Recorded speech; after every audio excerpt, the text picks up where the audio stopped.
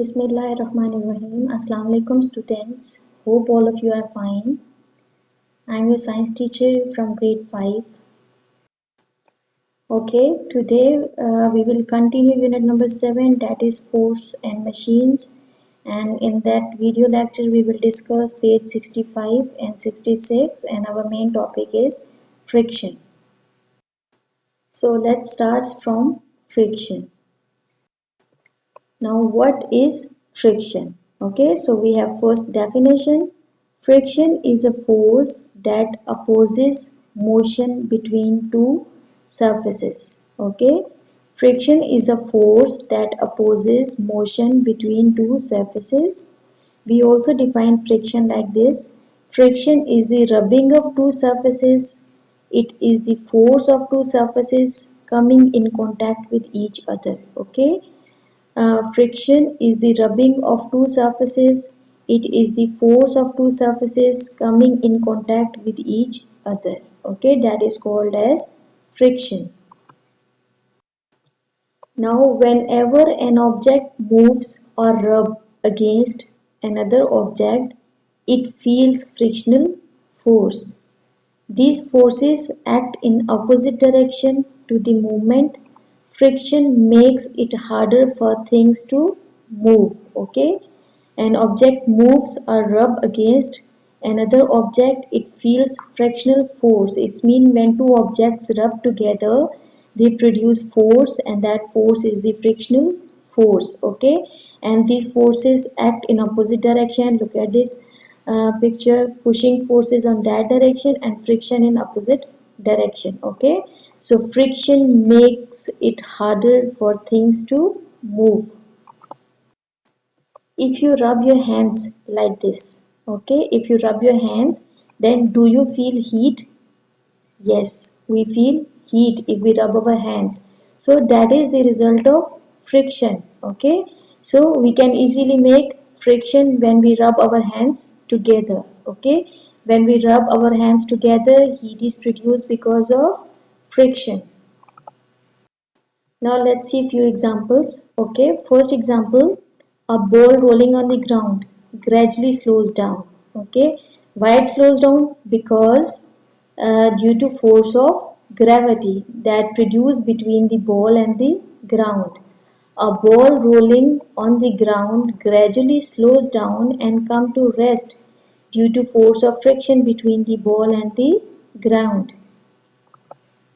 Now let's see second example. If we stop paddling a bicycle, it gradually slows down and come to stop due to force of friction between the wheel and the road. Okay, if we stop paddling a bicycle, it gradually slows down and then it stops due to force of friction that is produced between wheel and the road.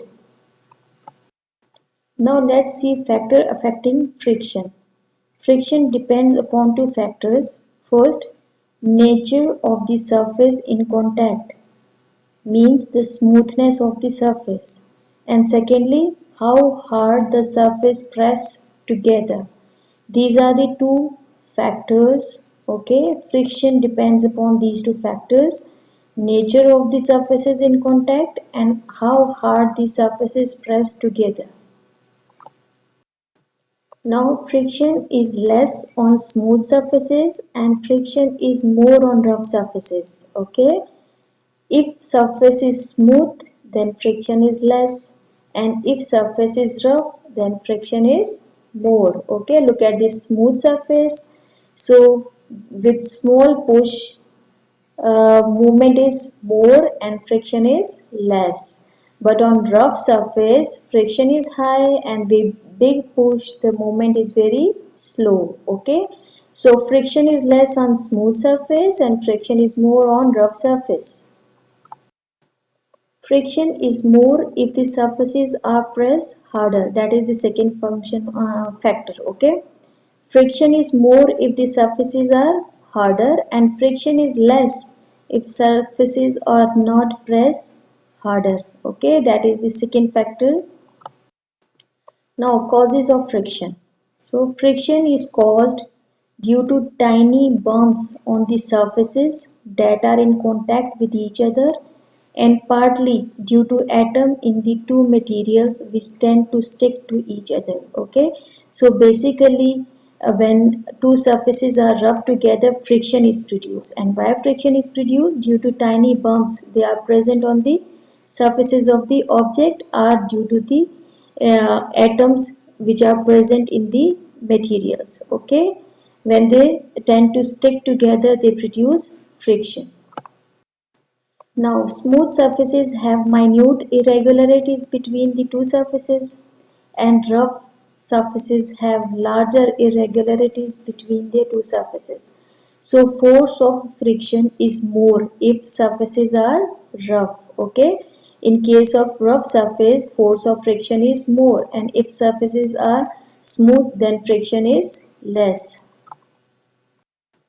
Now, without frictional force, a moving object may continue moving for a longer period. Okay, it means if frictional force does not apply it on any object, it will continue moving. Okay, like this ball. Now, in this picture, look at two boys. They are sliding, one on snow, another on grass. Okay, so the smooth base of the snow blade slides smoothly on the snow. Okay, this A boy, he can easily slide on the snow, but the boy on grass is having difficulty sliding because grass is not smooth and his shoes are getting stuck in the grass. Okay, so what is the reason? The reason is that there is more friction between the shoes and the grass than snow and the snow blades. Clear? Okay, let's see few examples that shows that frictional forces are good and helpful. So first example, a basketball star can grip a ball and control it better in a dunk because of greater friction. Okay, so he can easily hold the ball. Now, when we walk, we don't slip easily because of the friction between our shoes and the floor. Okay, when we walk, we do not slip easily because of the friction between our shoes and the floor. And secondly, we are able to walk on the floor because of friction. Each time you ride your bike, friction between the tires and the road help you not to skid off. Okay, so we are able to ride bicycle on the road because there is friction between the tires and the road.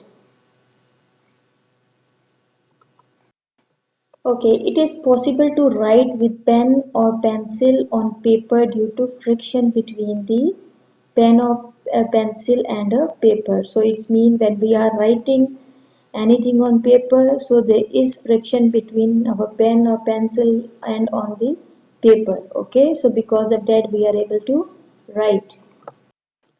Now it is possible to write on blackboard due to the friction between the chalk and black or green board. Okay, it's possible to write on the blackboard due to friction between chalk and the board. Okay, friction between the tires and the road help automobiles to move on the road. Okay, so friction between the wheels and the road, because of that automobiles are able to move on the road. Okay, friction between the bricks help in the construction of building. Sometimes frictional forces can be unhelpful, like if you don't lubricate your bike regularly with oil, the friction in the chain and axle increases and your bike will be noisy and difficult to pedal. Now we have one more type of friction, that is called as fluid friction. Fluid friction is the force of friction exerted by liquids and gases on object moving through them. Okay, so fluid friction mean it's a force of friction exerted by liquid and gases on objects moving through them. Now fluid friction depends on the speed of the object, the shape of the object and the nature of the fluid.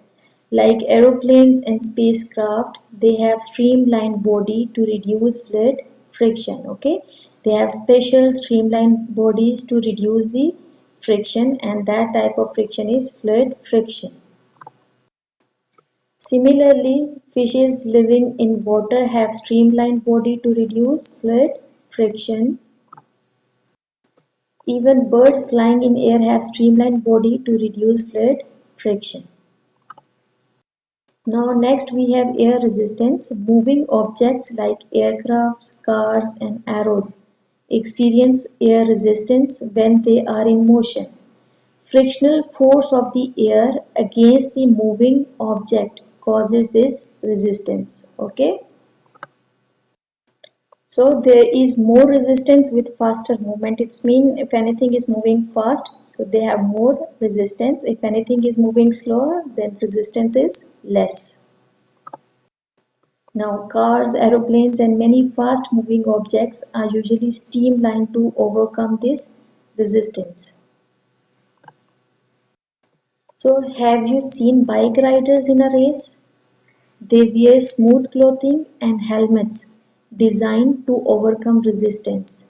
This make them glide through the air with top speed. Okay, so these are the ways through that air resistance can be reduced. Okay, I hope after watching that video you will easily understand about friction, fluid friction and air resistance. Okay, thank you. Take care.